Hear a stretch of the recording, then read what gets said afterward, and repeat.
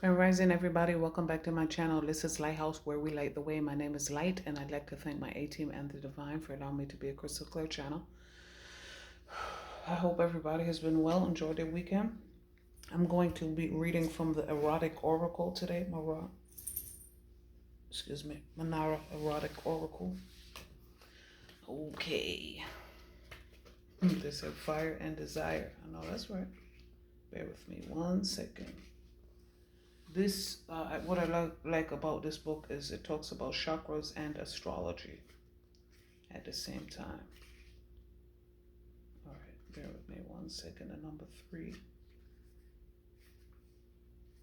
three reading, 7th chakra. The 7th chakra is called the crown chakra, and it can be found over the head, positioned indeed like a crown. The color of the 7th chakra is violet. It is the center of the highest intuition, providing direct perception and knowledge via spiritual enlightenment. It is a source of perception that can defy logic and allows us to quickly understand and unravel problems and solutions. The basic right of the crown chakra is the right to know. It is the right to truth, the right to information, the right to go beyond the surface and reach the core of things. It is also the right to resist indoctrination and manipulation. The number card, the third card represents Lilith in Leo. When I was loved, I was cold. And when I was cold, I was loved as well. I call that coldness by the name love, and I smiled and I smiled. That was my worst winter, and it lasted until I found spring. This book gives quotes, but I'm not sure who they're from because it doesn't say, so I'm assuming it's the author of the booklet, of the deck. We define love based on our past experiences. It starts in the family when we see love between our parents and the love they give to us, their children. For those who are lucky, love is something that is nurtured from the youngest age. But for others, love is a cold word. Well, there you go. I'm just twisting it up. Love is a cold word, but then they said cold word, and then they said cold world. It's a quest that may take a lifetime, and the journey leads to a beautiful awakened heart. Winter brings pain, and it is a universal law that after winter there will be spring. I said winter is coming, Game of Thrones. Maybe somebody's into body painting, body art. They said, you are my muse. They're showing me my card, you the muse. They show me that card in another deck. Number 3 is significant. 3 is the Empress card. Maybe you're watching your Empress. They said, what's the word? Kimonos are significant, or robes. Like I said, painting. I get body painting, body art. Maybe you're painting your muse, or taking pictures in your mind, or imagining your muse naked. That's what I'm getting. 3, and then they said the number 30 is next. 30 is next. Bear with me, guys.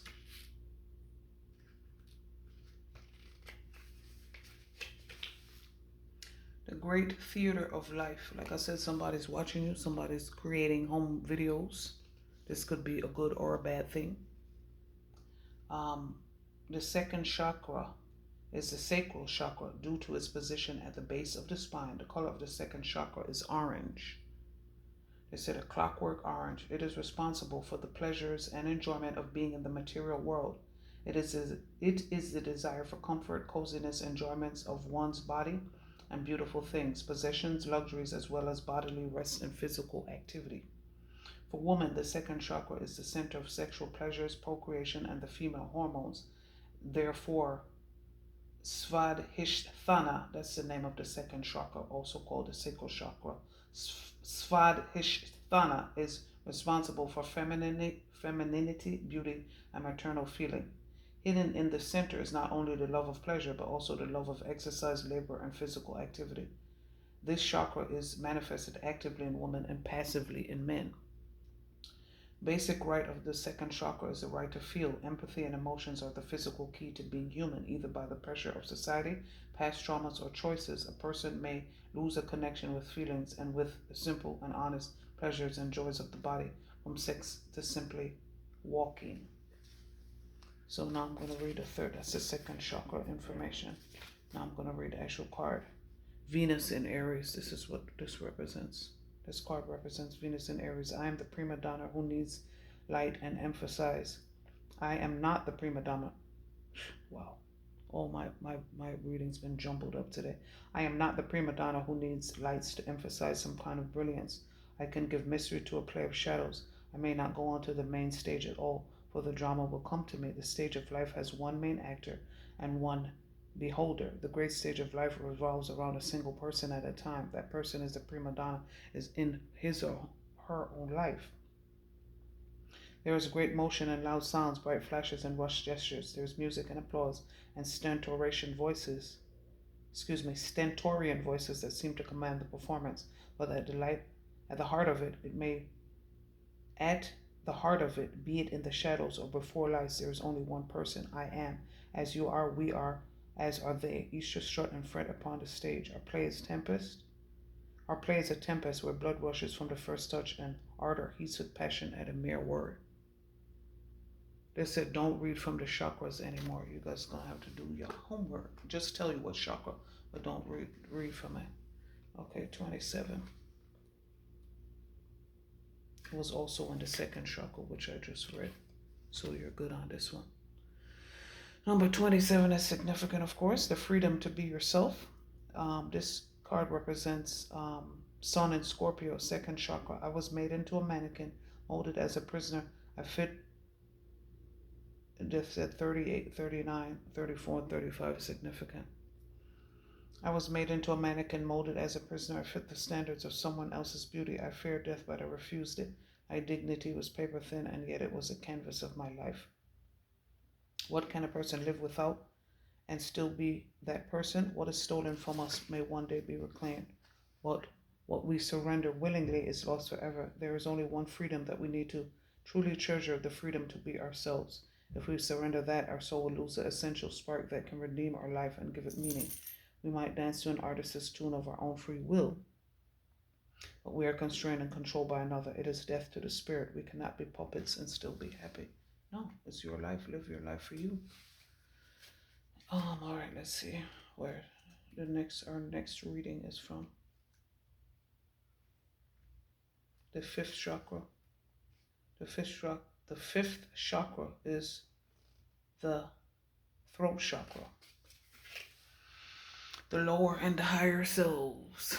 They said the 50-foot woman is significant. This card represents Venus in Sagittarius. In anything and everything, I'm looking for a part of myself, the real self, the person without mask, without clothes. Is that person really me? I wander the world with this question, rising to distant shores of incredible beauty and then falling to familiar lands.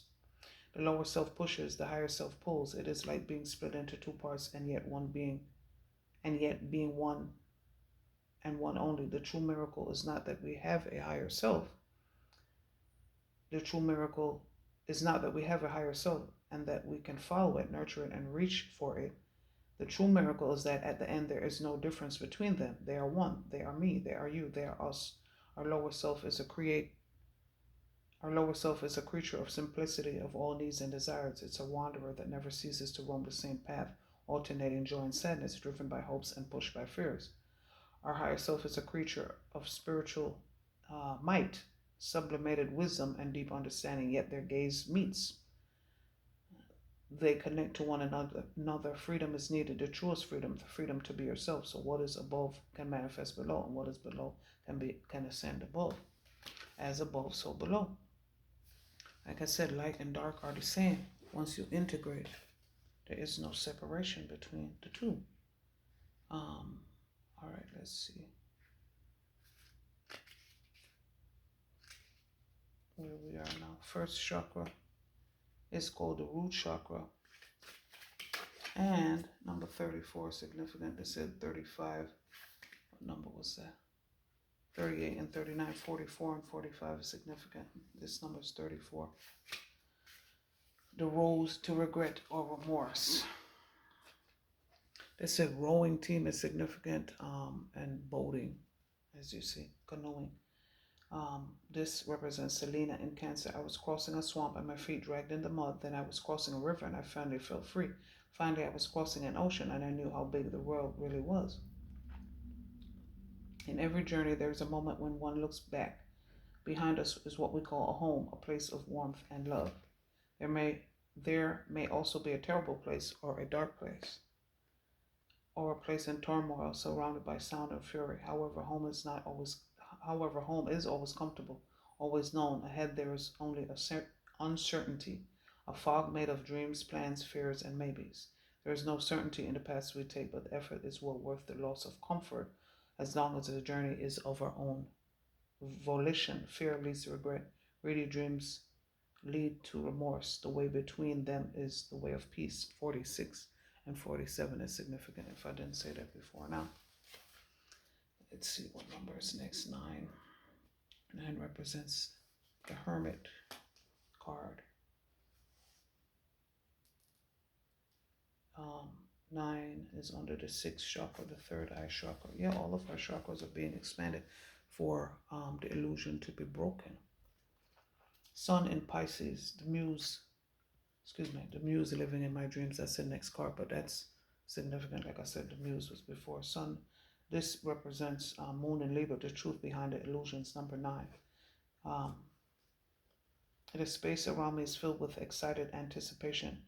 It would be so easy to cross the threshold. Do you love my body? Would you accept me loving your body as well? Will you open and show yourself naked, even if it means being hurt?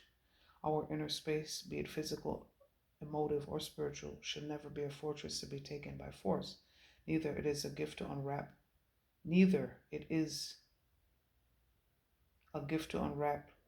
Following the whims of a spoiled ego. Our inner peace, be it physical, emotive, or spiritual, should never be a fortress to be taken by force. Neither is it a gift to unwrap, following the whims of a spoiled ego. Seduction is an art. It is a form of communication, of reaching out and pulling in at the same time. It's not warfare or manipulation. In the end, all is brought to a single moment of truth, the moment in which you allow yourself to appear naked. Empty words, delusions, dreams, and rationalizations, they all disappear like clothes in the bedroom. What stays is something that can be as deep as we want and as fleeting as we need. Illusions, sweet like words and promises, may create a path, but only you and your partner can decide if that path leads to a moment of truth or not. I'm almost done, Mama. All right, the next card that comes out is the number 28, and that comes from the sacral chakra. That's the 2nd chakra, base of the spine. Number 28 is expectation card, indulging in impossible pleasure. 2nd chakra, Lilith and Sagittarius. I'm sorry, guys, my hand is moving over here. Wandering through life, I was easily led astray, falling into ideological and erotic seduction. It said sexual seduction. My desires had to be immediately satisfied, and the truth of my conclusions were never in my doubts. We are attached to the cold stone, to the barren land, to the dark sky, to the murky water. We are attracted because they fill the emptiness of our mind. Sometimes they fill our soul. As if we were made of such darkness, we pursue love that cannot love back. We pursue pleasure like a drug. We kneel and crawl while thinking we are masters of this world. We transgress moral boundaries, not because we want to find a burning passion, but because we want to escape from it. We sate the raging anger of our flesh with poisoned food and become our own victims become our own victim. Wow, they said Egyptian and then they said eviction. We become our own victims and executioners. In short, we become our own demons when we forget the connection with our deeper and simpler feelings. And last but not least is number 8, and the number 9 came out before.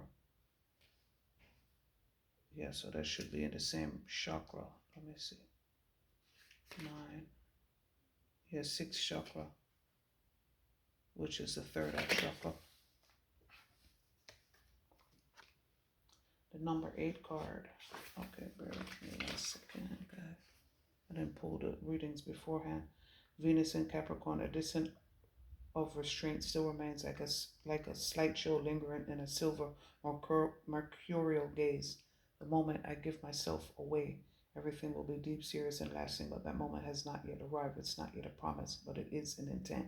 Feelings and love are what carry people away. Feelings are both a drug capable of sweetening a delusion and the water of life, making ordinary things blossom. To feel is not just chasing dreams, but actually catching them. The key to feelings is to be found not in balance, but in awareness. Feelings take time to mature and should be nurtured until they become a part of you, not just the driver nor the passenger, but the vehicle itself. It gives meaning to the things and people that you love. They have their own pace, neither too fast or too slow. They follow the cycle of seasons and that of day and night. They are eternal, but only if you let them steadily grow. In the end, the same gesture that can bring surrender can also be a gesture that says no or not today.